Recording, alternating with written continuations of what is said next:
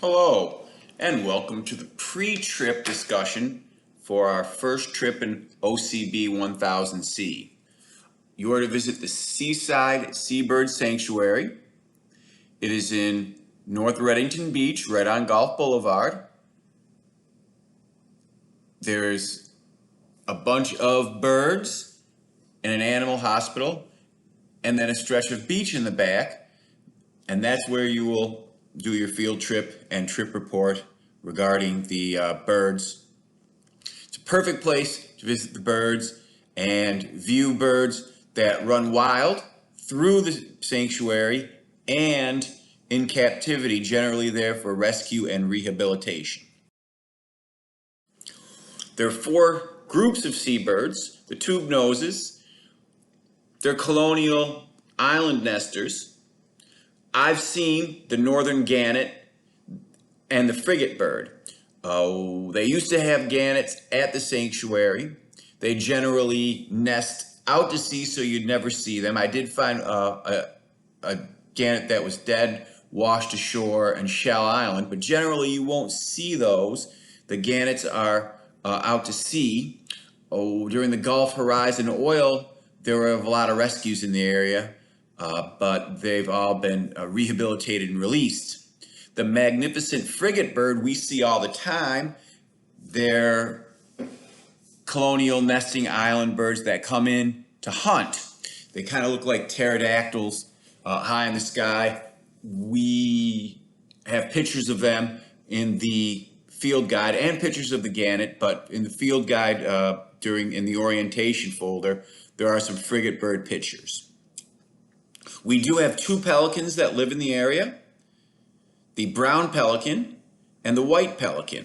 The brown pelican is a year-round resident.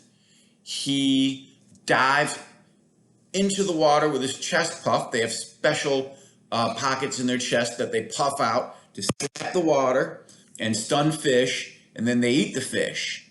They generally damage their eyesight over years, so generally speaking, the number one cause of death in these birds is fishing line. Number two in the pelicans is blindness, because banging into the water time and time again damages their eyesight.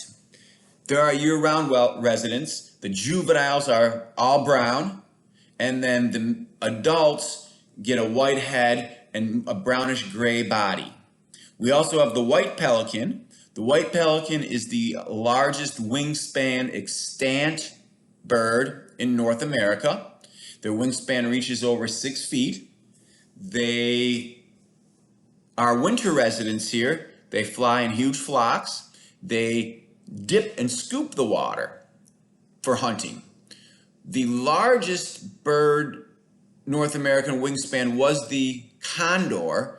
The condor is being captively bred and reintroduced into the wild, so it's not quite an extant or living species, a viable living population yet, but hopefully it'll be returned to the wild and the white pelican will move to the number 2 largest wingspan.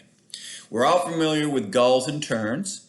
Our bay gulls, as I like to call them because we live on the bay, but truly seagulls. We have 3 main types that we run into: the laughing, which have a black head during mating season, and then they're kind of mottled, not during mating season. They're the smallest, and they kind of laugh when they call. The ring-billed, which has a black tip, and the herring gulls. We also have the least tern, very small bird.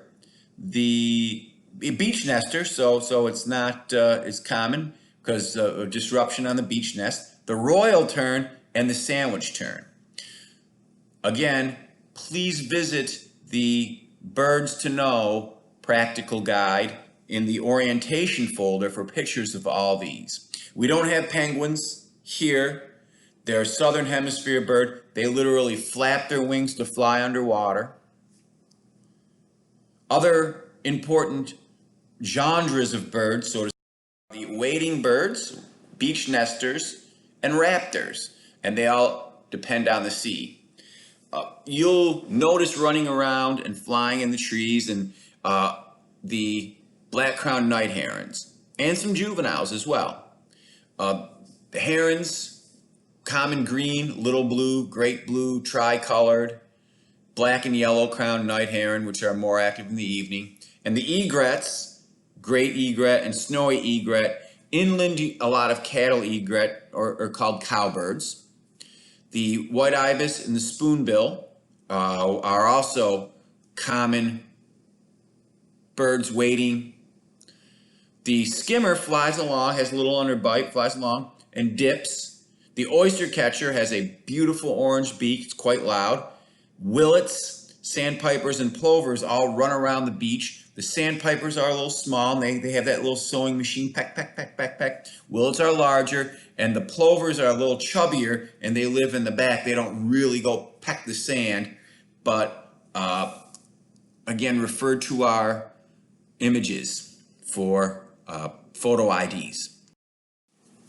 Raptors are the meat eaters of the bunch. The hunters, the bald eagle, seen a lot of those. The osprey, the hawks, red-tailed and red-shouldered, and then the turkey vultures, black and turkey vultures. Vultures do not have feathers on their head because they eat internal organs, and it's hard to get your head in and out with a bunch of feathers, so they're the bald-headed birds, if you will. The osprey, they are the most common. Most of these raptors nest in what we call snags. Snags are dead trees. Bald eagles can nest in the pines as well. Something I didn't list here, unfortunately, because I don't really see them on the beach, are the owls. Owls. They are in the Seabird Sanctuary, though, the owls. So I'm going to add the owls to the PowerPoint that I slide into your thing, but mention the owls. We see owls at Honeymoon Island, and when we do the trip report at Honeymoon Island, I will show you where I see owls nesting all the time. Hopefully, when you're at Honeymoon Island, you'll see an owl as well. Spread wing postures is one of the behaviors that our birds use. Anhingas and cormorants lack oils in their feathers because they need to dive, so they get cold. So spread wings a lot of times are for heating the body. Now cormorants also, well, they dry their wings as well. They don't necessarily need to thermoregulate as much as anhingas do. And the thermoregulation, drying the feathers in vultures, but sitting with your wings spread is called spread wing posture. All marine birds need to regulate their salt balance. Most of them have nasal glands where they get rid of the salts, and guano, or when they excrete high levels of salt and acid. They do not have separate uro and anuses. They use one excrement to get rid of both defecation and urination and salt regulation. Very prodigious. Pay attention to this one, the bird feet adaptions. You can see the different feet and talons and the use. We'll be using this in our lab right now. The beak adaptions we'll be using as well. I'd like to point out the scavenging toward the bottom versus the raptorial. I listed them both as raptors because they are the meat eaters, but the scavenging is a little less gracile and a little less hooked of a beak. If you look at an eagle or a hawk beak, they're a little sturdier because they're tearing off flesh right off the bone. Not that these scavengers don't, but it's a dead animal. So take a look at the bird beak adaptions. Now for your trip report, you'll need to make a cover as usual. We want to have high quality work turned in. You're going to tour the Seaside Seabird Sanctuary and complete the table for all the birds in captivity. Their common name, observe their beak, jot it down. You have a beak list, so you can hit the purpose and the diet from there. Look at their feet, jot it down, and you have the feet list, any behaviors observed, and then you're going to have to find their nesting habitat, whether they're snags, dead trees, living trees, beach, island, give their nesting habitat. So again, you're going to have to include whatever you use in your references. Then you're going to go out to the beach. Reddington Beach is beautiful. And you're going to find and take a picture of 5 different birds that you did not see in the sanctuary in captivity. So, you might see a great blue, you might see some of the sanderlings, the sandpipers, the willet, 5 different birds. Include their picture. You can do it as a separate JPEG, do it as a separate PowerPoint, embed them directly into your Windows file. However I get them, I need to see 5 pictures that you took and a table filled out for those 5, similar to the one you did for the one in captivity. So that is your trip, your Seaside, say that fast, Seaside Seabird Sanctuary trip. Very good. Enjoy it and have a great day.